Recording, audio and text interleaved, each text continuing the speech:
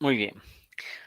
Continuando, en este momento, pues nos encontramos en el nivel uno de este curso de AWS Cloud Architecting Essential y durante este nivel vamos a explorar detenidamente los primeros 5 módulos del programa oficial o del curso oficial, como se les había comentado en la clase pasada.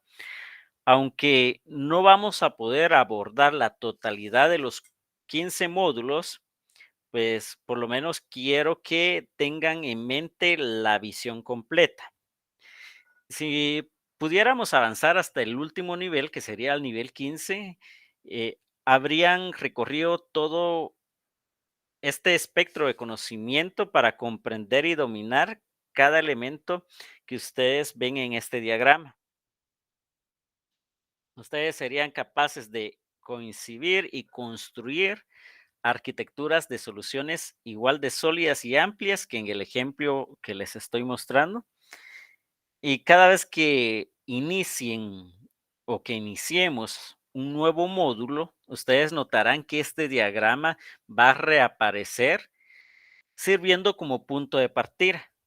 A medida de que nos vayamos adentrando a los niveles más avanzados, pues van a descubrir cómo se suman nuevos componentes a este diagrama. Vamos a ver cómo se va enriqueciendo su comprensión y ciertas habilidades. Por el momento, en este curso libre nos vamos a concentrar en los primeros 5 módulos. Y aunque no vamos a tener la oportunidad de abordar la totalidad de la trayectoria, pues estoy seguro que obtendrán un sólido fundamento de arquitectura en la nube y que podrán aplicar estos conocimientos en situaciones prácticas. Entonces empezamos acá la sesión uno del módulo 2 con ¿qué es la arquitectura en la nube? Para entender la importancia y el concepto detrás de la arquitectura en la nube, es esencial reflexionar sobre un ejemplo que ilustre cómo era el desarrollo de software antes de su aparición.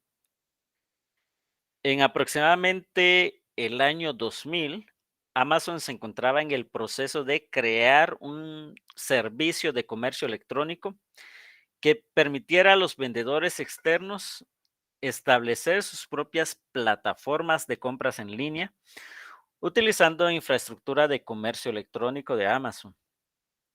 Sin embargo, en ese entonces la compañía enfrentaba dificultades para asegurar que su nuevo sitio web de compras mantuviera una alta disponibilidad y pudiera escalar de manera efectiva. En una entrevista sobre el origen de AWS, el director ejecutivo eh, de AWS, que es Andy Jassy, dijo que al principio las herramientas de comercio electrónico de Amazon eran un verdadero desorden. Las aplicaciones y las arquitecturas se desarrollaban sin una planificación adecuada. Jesse también dijo que era un gran desafío separar los distintos servicios para hacer una plataforma de desarrollo centralizada.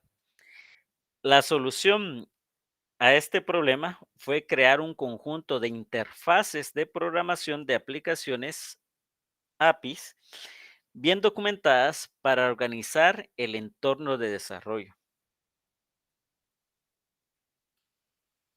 En el pasado, Amazon enfrentaba desafíos al intentar desarrollar aplicaciones de manera ágil y eficiente.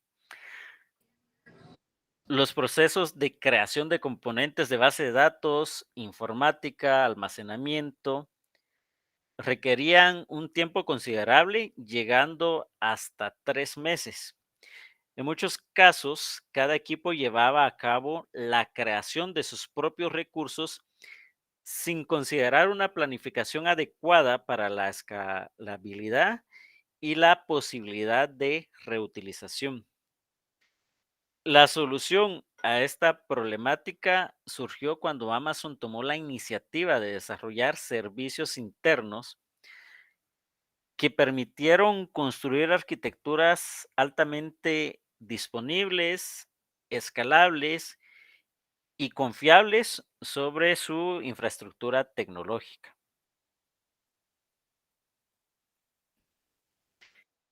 Entonces, ¿qué es la arquitectura en la nube? La arquitectura en la nube es la práctica de aplicar características de la nube a una solución que utiliza servicios y características en la nube para satisfacer las necesidades técnicas y los casos de usos empresariales de una organización. Una solución es similar a un plano, solo permítanme un momento. Uy. Entonces, vemos acá, el cliente dice, estos son mis objetivos y requisitos empresariales. Entonces, ¿qué hace el arquitecto? Es el encargado de diseñar la estructura. Y para eso, pues tiene un personal de creación, que es el equipo encargado de construir esta estructura completa. Los sistemas de software requieren que los arquitectos administren su tamaño y complejidad. Los arquitectos en la nube se encargan de tareas como interactuar con los responsables de la toma de decisiones para identificar los objetivos empresariales y las capacidades que deben de mejorarse. Los arquitectos en la nube se encargan de garantizar la alineación entre los productos tecnológicos finales de una solución y los objetivos empresariales. También se encargan de trabajar con los equipos de entrega que implementan la solución para garantizar que las características tecnológicas sean adecuadas.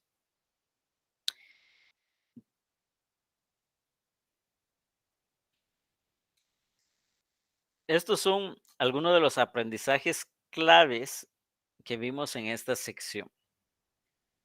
La arquitectura en la nube es la práctica de aplicar características de la nube a una solución que utiliza servicios y características en la nube para satisfacer las necesidades técnicas y los casos de usos empresariales de una organización. Puede utilizar los servicios de AWS para crear arquitecturas de alta disponibilidad, escalabilidad y fiabilidad. Vamos con la sección número 2. AWS Architecting Framework. Hablemos acerca de este marco de AWS Web Architecting, que es una guía diseñada para ayudarles a construir la infraestructura más segura, resiliente, eficiente y de alto rendimiento posible para sus aplicaciones y cargas de trabajo en la nube. Este recurso brinda un enfoque coherente para evaluar arquitecturas en la nube y ofrece instrucciones precisas para llevar a cabo implementaciones efectivas. El marco de AWS Web Architecting documenta una serie de preguntas fundamentales y prácticas recomendadas que les permiten evaluar si una arquitectura específica sigue las directrices óptimas de la nube. Fue desarrollado por AWS después de analizar un vasto número de arquitecturas de clientes en su plataforma. En esencia, el marco AWS Web Architecting se compone de 5 pilares esenciales, que es excelencia operativa, la seguridad, la confiabilidad, eficiencia del rendimiento y optimización de costos. Estos pilares forman la base para crear soluciones sólidas y altamente efectivas en la nube. Hablemos del primer pilar, que es el pilar de seguridad. Este se centra en la habilidad de salvaguardar la información, los sistemas y los activos, al mismo tiempo que se genera valor empresarial mediante evaluaciones de riesgo y estrategias de mitigación.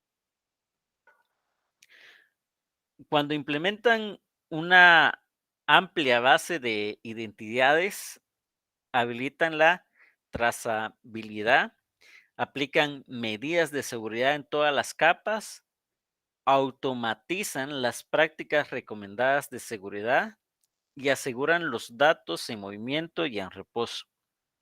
Están fortaleciendo de manera significativa la seguridad de su arquitectura.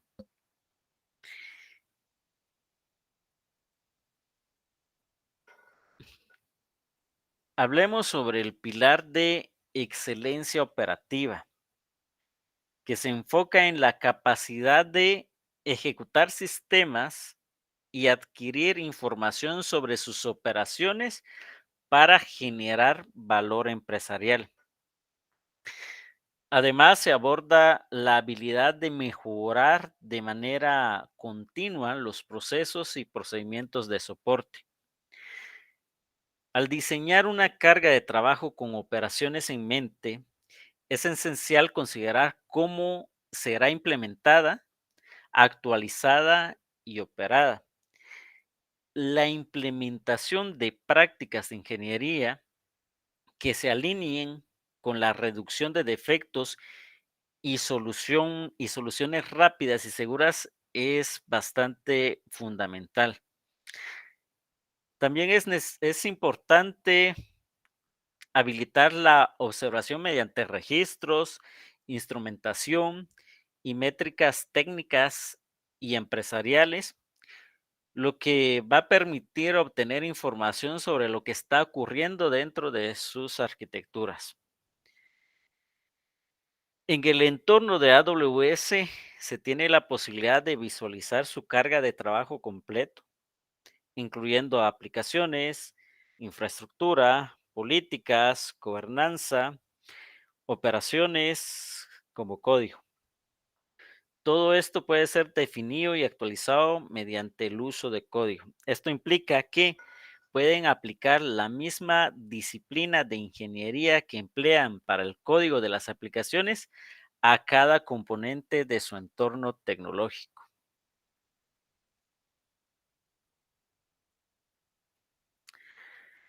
Vamos a explorar vamos a explorar el pilar de fiabilidad. Este se enfoca en la capacidad de un sistema para recuperarse de interrupciones en la infraestructura o los servicios, así como la adquisición dinámica de recursos informáticos para satisfacer la demanda. Además, aborda la capacidad de un sistema para contrarrestar interrupciones como configuraciones incorrectas o problemas temporales de red. Y esto en entornos tradicionales, asegurar la fiabilidad puede ser una tarea bastante desafiante. Los desafíos suelen surgir debido a puntos únicos de fallo, falta de automatización y carencia de elasticidad. Sin embargo, al aplicar las prácticas recomendadas descritas en el pilar de fiabilidad, es posible evitar muchos de estos problemas. Esto beneficia tanto a ustedes como a sus clientes. Al garantizar que la arquitectura está diseñada de manera adecuada en términos de disponibilidad, capacidad para lidiar con fallos y redundancia global.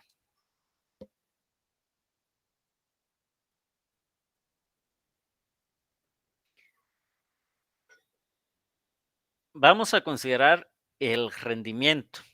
Este es fundamental maximizarlo mediante la eficiente utilización de recursos informáticos que tenemos disponibles. Asimismo, es esencial mantener esta eficiencia intacta a medida que las demandas cambien con el tiempo. Es de gran importancia hacer que las tecnologías avanzadas sean accesibles para todos. En escenarios en los que la implementación de la tecnología por cuenta propia resulte desafiante, puede ser una opción valiosa considerar el uso de un proveedor. Al delegar la implementación tecnológica a un proveedor, se encarga de la complejidad y el conocimiento, permitiendo a sus equipos concentrarse en actividades de mayor valor. El concepto de empatía mecánica se refiere a la utilización de una herramienta o sistema con una comprensión sólida de cómo funcionará de manera óptima. Es importante seleccionar el enfoque tecnológico que mejor se adapte a los objetivos. Por ejemplo, al elegir una base de datos o una solución de almacenamiento, es relevante tener en mente los patrones de acceso a los datos.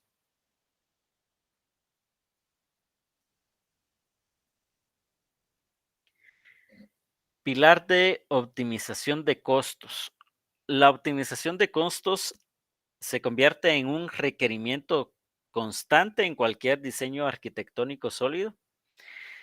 Este proceso es iterativo y debe ser continuamente ajustado y refinado a lo largo de toda la vida útil de su producción.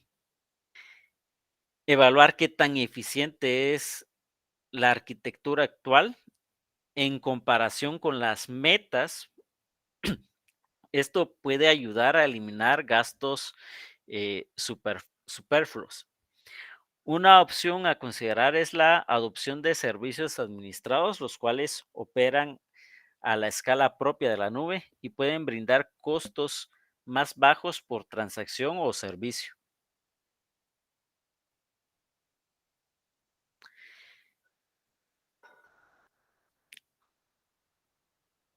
Y acá tenemos Amazon Web Architecting Tool.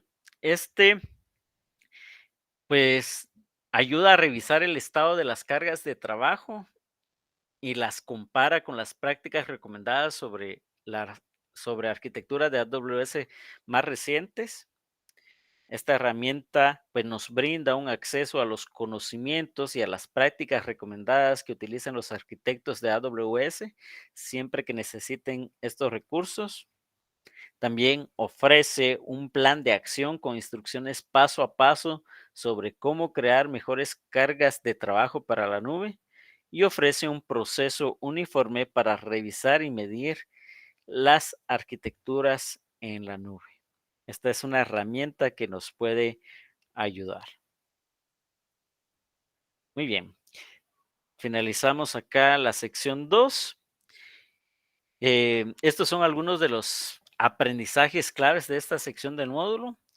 Tenemos que AWS Web Architecting Framework ofrece un enfoque uniforme para evaluar las arquitecturas en la nube e instrucciones para ayudarlo a implementar diseño. Em, Este pues comprende de 5 pilares y que cada pilar documenta una serie de preguntas básicas que permiten comprender si una arquitectura determinada se adecúa a las prácticas recomendadas en la nube. También vimos el AWS Web Architecting Tool, que ayuda a revisar el estado de las cargas de trabajo y las compara con las prácticas recomendadas sobre la arquitectura de AWS. Muy bien. Ahora, les voy a compartir un documento donde Se encuentra mucho más detallado cada uno de estos pilares que vimos ahora.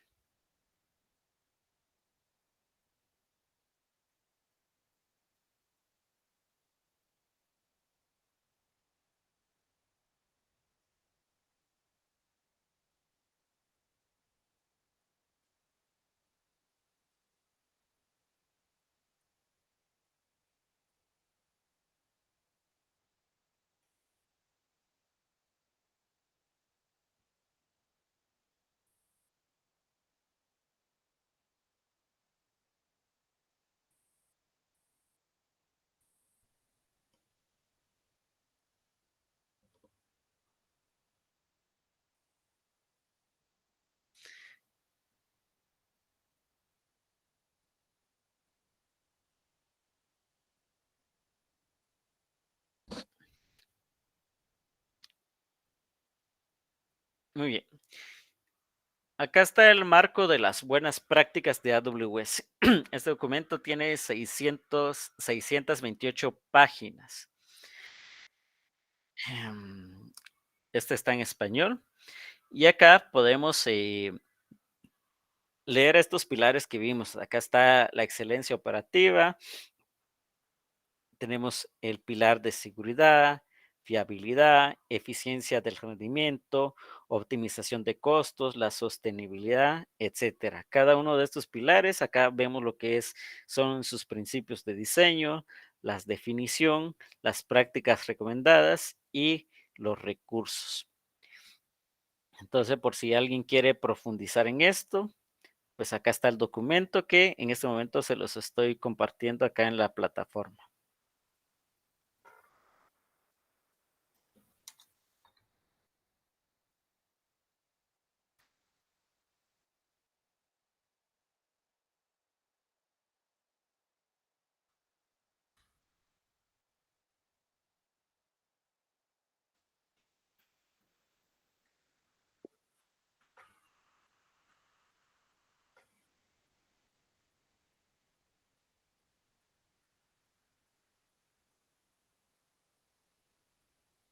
Muy bien, ya les compartí el documento para que puedan profundizar en esta guía de buenas prácticas de la arquitectura en la nube. Vamos a ver, en los comentarios dice, la pruebas. No tengo habilitado la prueba es para la siguiente semana. Actualmente solo está habilitado la actividad A1, que es el foro, A2, que es el código de honor, A3, que es los puntos extras, A4, que es el laboratorio para crear una cuenta. De ahí todo lo demás no está habilitado. No está habilitado. La prueba va a ser la siguiente Disculpe, semana. bien, hay una sección que dice que es un cuestionario. A eso me imagino que es a lo que se refiere. Le voy a leer qué es lo que dice. Ujú. Dice cuestionario A5, primer parcial. Está Vamos a ver dónde. habilitado desde hoy a las 5:56 y se cierra hoy a las 21:25. ¿En qué sección aparece? Porque no lo veo acá. Cuestionario A5, dice. Y si accede ahí, ¿qué le aparece?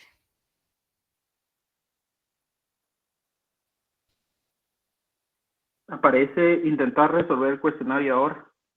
Intentos permitidos 1 y hay un límite de tiempo de 45 minutos. Ya, voy a revisar bien entonces, pero todavía no, y no es ese cuestionario. eh, Ese lo tengo que actualizar. Entonces, si les aparece, todavía no resuelvan nada. Eso va a ser hasta la siguiente semana. Tengo que actualizar ese cuestionario. Entonces, de momento, solo lo que aparece en este módulo 1 de introducción. Bien. Respecto a las presentaciones, estas pues son las presentaciones oficiales de la Academia de AWS. Estas no las puedo compartir, pero lo que sí se puede compartir es la grabación de la clase. Entonces ahí voy a estar subiendo las grabaciones de la clase. Muy bien. Veamos acá las prácticas recomendadas para desarrollar soluciones en AWS. Para la siguiente semana ya empezamos con práctica, así que porfa vayan creando su cuenta de AWS para los que no lo tienen. Ahora estamos en la parte introductoria, conociendo qué es la arquitectura de AWS, qué es la arquitectura en la nube. Entonces, veamos lo siguiente.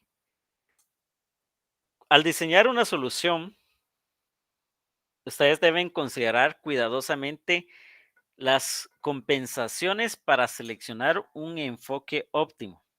Por ejemplo, pueden optar por intercambiar consistencia, durabilidad y espacio por tiempo, latencia, con el objetivo de mejorar rendimiento. También se puede priorizar la velocidad de comercialización sobre el costo. Cada caso pues es diferente. Estas compensaciones pueden incrementar el costo, pueden incrementar la complejidad de una arquitectura y por eso ustedes deben basar sus decisiones de diseño en datos empíricos. Podría ser necesarias pruebas de carga para asegurar los beneficios en el rendimiento o puede que sea esencial llevar a cabo evaluaciones comparativas para garantizar la carga de trabajo más, más coste eficiencia a lo largo del tiempo.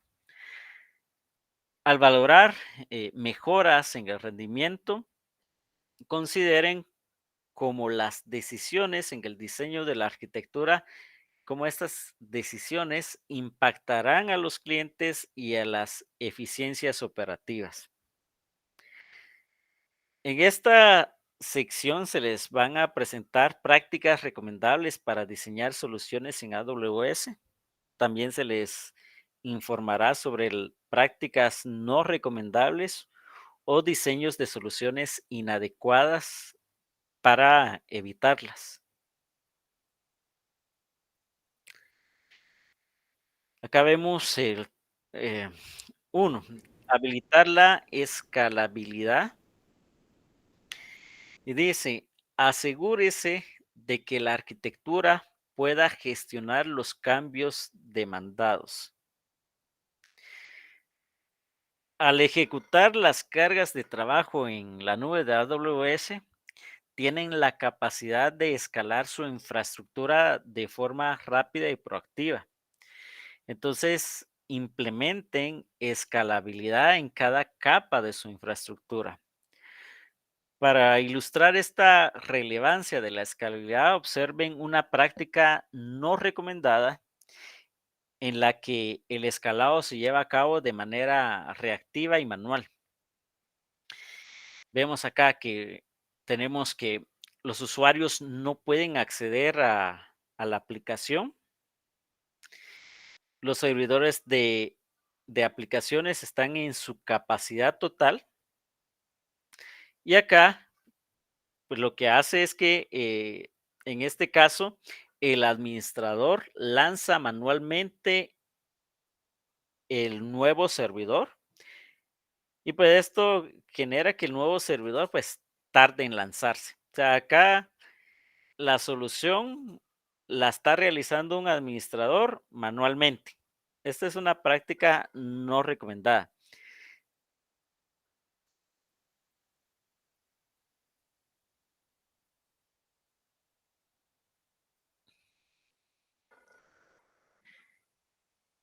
Ahora veamos la práctica recomendada. Cuando se habilita la escalabilidad, tienen la oportunidad de perfeccionar el diseño para prever las necesidades o la necesidad mm, más adecuada. Por ejemplo, acá se puede emplear una herramienta de monitoreo como Amazon CloudWatch para identificar cuando la carga total de su conjunto de servidores se aproxime a un límite predeterminado.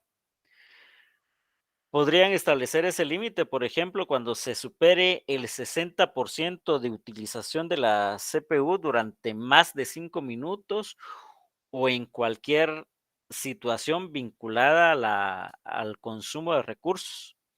Con CloudWatch también tienen la capacidad de crear métricas personalizadas basadas en aplicaciones específicas que pueden desencadenar el escalado necesario de recursos. Al activarse una alarma con autoscaling de Amazon EC2, inicia inmediatamente una nueva instancia.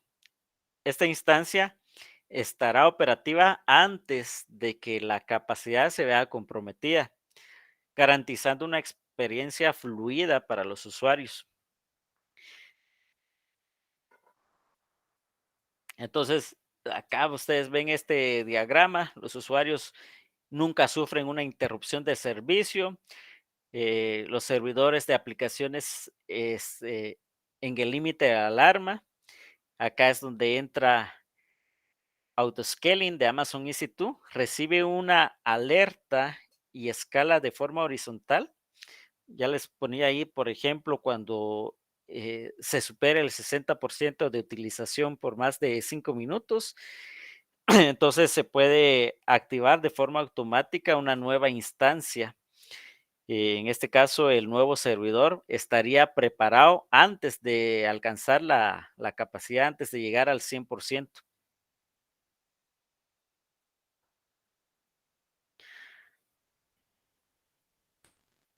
Caso número 2, automatizar entornos. AWS proporciona herramientas de monitoreo y automatización para casi todas las capas de infraestructura. Acá ustedes pueden utilizar estas herramientas para asegurarse de una respuesta ágil en su infraestructura antes de cualquier cambio.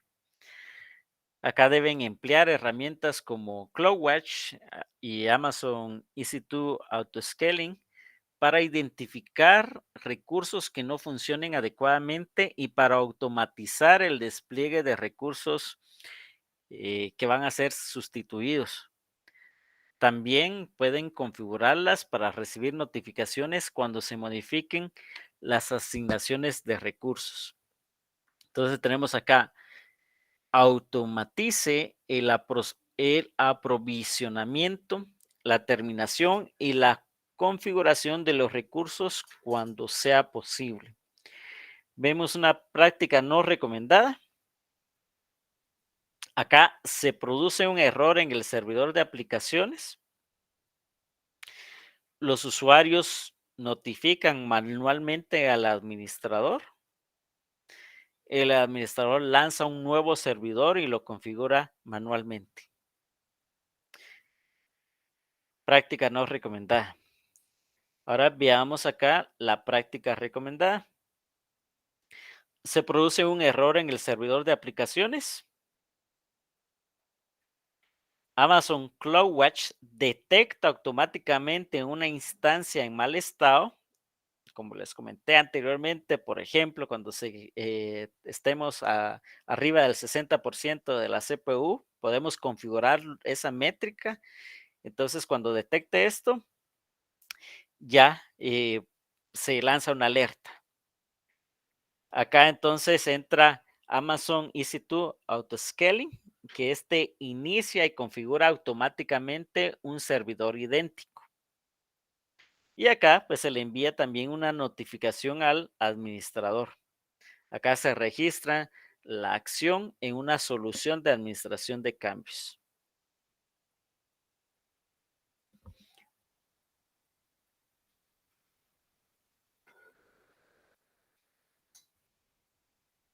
Veamos el tercer caso, tratar los recursos como desechables. Aproveche la naturaleza de aprovisionamiento dinámico de la informática en la nube.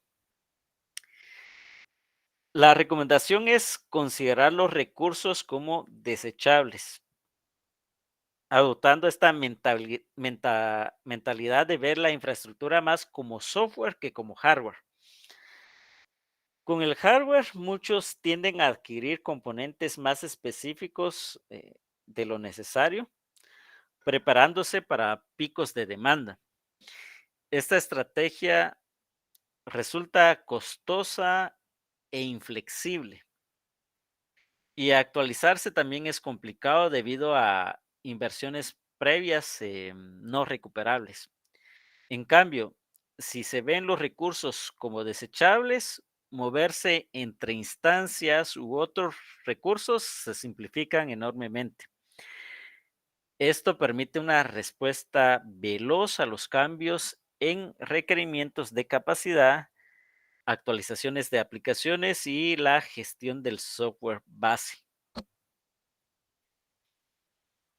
Tenemos acá práctica no recomendable. Con el tiempo los servidores diferentes acaban teniendo configuraciones distintas. Los recursos se ejecutan cuando no son necesarios. Las direcciones IP no modificables impiden la flexibilidad y probar las nuevas actualizaciones de hardware que se están utilizando puede ser difícil y poco práctico.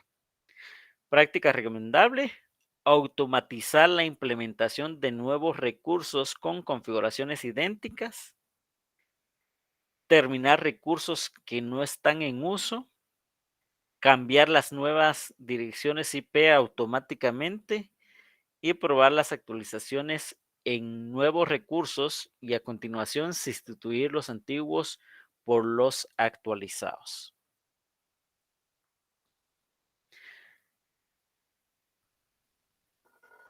Caso número 4: utilizar componentes de bajo acoplamiento.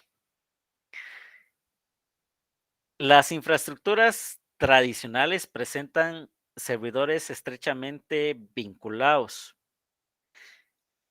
cada uno desempeñando una función específica.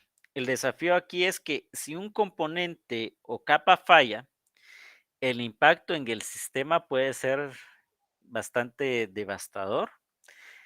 En este diseño se obstaculiza el escalado y al agregar o eliminar servidores en una capa es necesario reconfigurar todos los servidores en todas las capas relacionadas. Veamos acá la práctica no recomendada. Acá vemos cómo los servidores web y de aplicaciones están estrechamente vinculadas.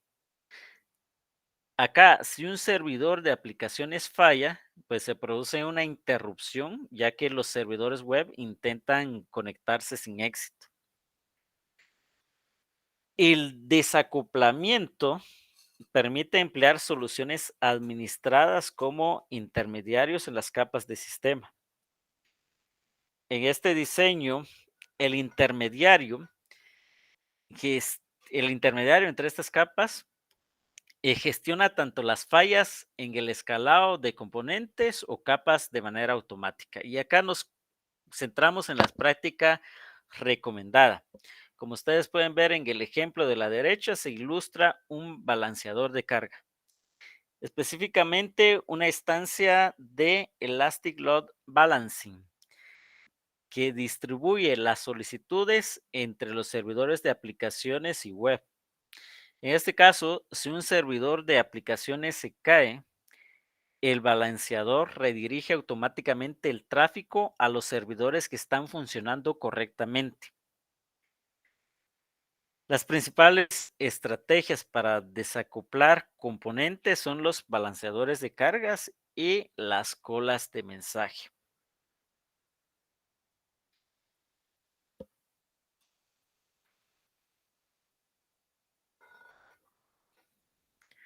Número 5: diseñar servicios en lugar de servidores. Utilice la amplitud de los servicios de AWS. No limite su infraestructura a servidores. Acá se recomienda diseñar pensando siempre en servicios, no en servidores. Aunque Amazon EC2 brinda amplias posibilidades para modelar y configurar soluciones, no debería ser la primera opción para cada requerimiento. En determinados contextos, contenedores o alternativas sin servidores podrían resultar más idóneos. Así que evaluemos siempre las necesidades y elijamos la solución más conveniente. Con las opciones sin servidor y los servicios administrados por AWS se elimina la necesidad de aprovisionar, configurar y gestionar instancias completas de Amazon EC2. Los servicios gestionados de alto rendimiento y bajo perfil pueden sustituir a las soluciones centradas en servidores y a menudo a un costo reducido. Ahí tenemos las prácticas no recomendadas, que serían las aplicaciones sencillas se ejecutan en servidores persistentes, las aplicaciones se comunican directamente unas a las otras, los recursos web estáticos se almacenan localmente en instancias, los servidores de backend gestionan la autenticación y almacenamiento de estado de los usuarios. ¿Cuál sería la práctica recomendada?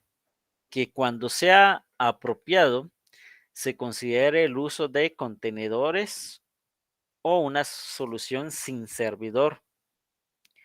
Las colas de mensajes administran la comunicación entre aplicaciones.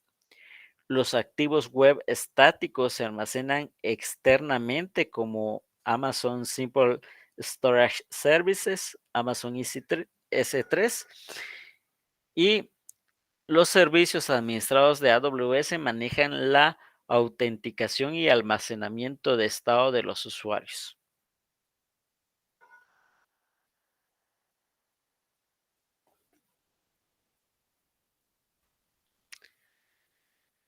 Número 6. Elegir la solución de base de datos correcta. Resulta crucial seleccionar la base de datos correcta en centros de datos y en entornos tradicionales. Las restricciones de hardware y las licencias pues, pueden limitar las opciones de almacenamiento de datos. Sin embargo, en AWS se recomienda basar la elección del almacén de datos en las necesidades específicas del entorno de aplicaciones. Acá tenemos que adecue la tecnología a la carga de trabajo y no al revés. Tener en cuenta lo siguiente: las necesidades de lectura y escritura, los requisitos de almacenamientos totales, el tamaño habitual de los objetos y cómo se accede a ellos, los requisitos de durabilidad, los requisitos de latencia, la cantidad máxima de usuarios conectados al mismo tiempo, la naturaleza de las consultas y la intensidad necesaria de los controles de integridad. Son aspectos que hay que tomar en cuenta al momento de elegir la solución más óptima de base de datos. Número 7. Evitar los puntos únicos de error. Suponga que todo falla. Luego desarrolle los diseños a partir de los errores. Siempre que sea posible, utilice la redundancia para evitar un único punto de derribe en un sistema completo. Vemos acá una práctica no recomendada, donde tenemos servidores de aplicaciones y servidores de base de datos, donde todo está fallando. Falla el servidor de base de datos, falla el servidor de aplicaciones. Y ahora vamos a ver cuál sería la práctica recomendada en este caso. La práctica recomendada es crear un servidor de base de datos secundario que está en espera y que replique los datos. Ven acá. Ahora tenemos una replicación, un servidor de base de datos secundario. En el caso que la base de datos falle, que el servidor de base de datos principal se desconecte, el servidor secundario entonces va a recoger toda la carga. Entonces estos servidores de aplicaciones se conectarían al servidor de base de datos secundario. Esa sería la práctica recomendada.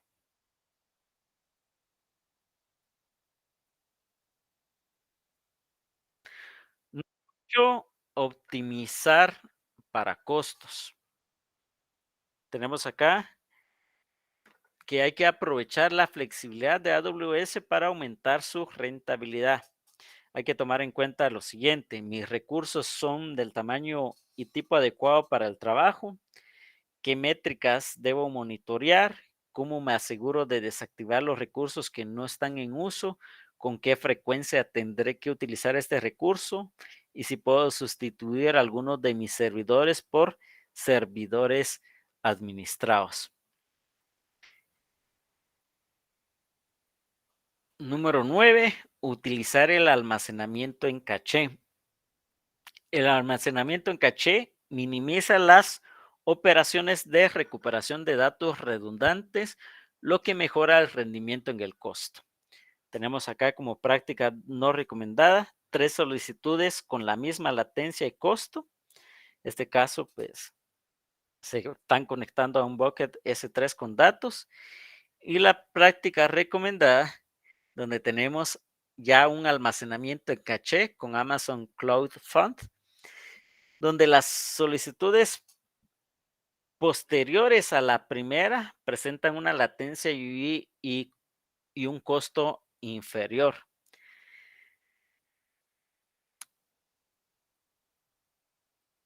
Y ya estamos por finalizar.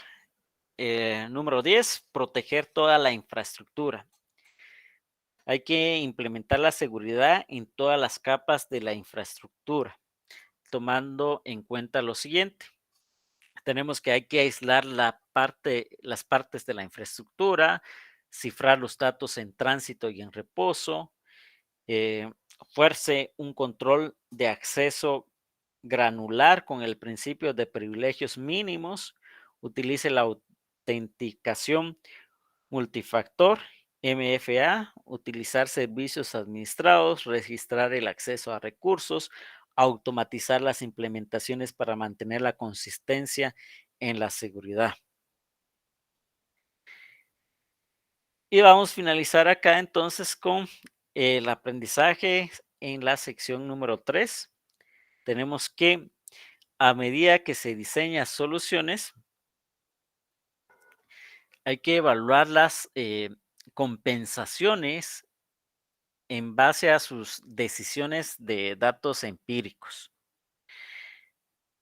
Tenemos que, para crear soluciones en AWS, hay que seguir las prácticas recomendadas como habilitar la escalabilidad, automatizar entornos, tratar los recursos como desechables, utilizar componentes de bajo acoplamiento, diseñar servicios en lugar de servidores, elegir la solución de base de datos correctas, evitar los puntos únicos de error, optimización para costos, utilizar el almacenamiento en caché y proteger toda la infraestructura.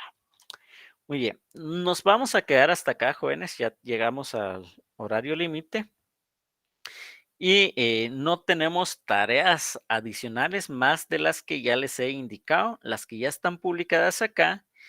Y la siguiente semana, pues una pequeña prueba corta de no más de 10 preguntas sobre lo que vimos el día de hoy, sobre las prácticas recomendadas.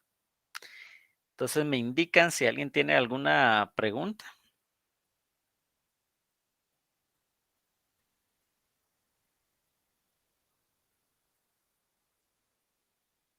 No, no dije de momento. Muy bien. Entonces nos vamos a quedar hasta acá, jóvenes, y nos vemos la siguiente semana. Recuerden que tienen estas actividades, realicen estas actividades porque Ingeniero, Sí, diga. perdone, el formato de carátula puede ser cualquiera que lleve el logotipo. Yo no soy estudiante de USAC, perdón. Sí, sí puede ser Buenas cualquiera. noches. Sí, buenas noches. Disculpe, Gracias. yo estoy revisando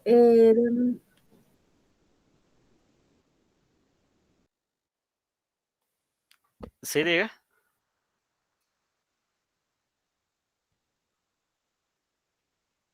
Creo que se le fue el audio.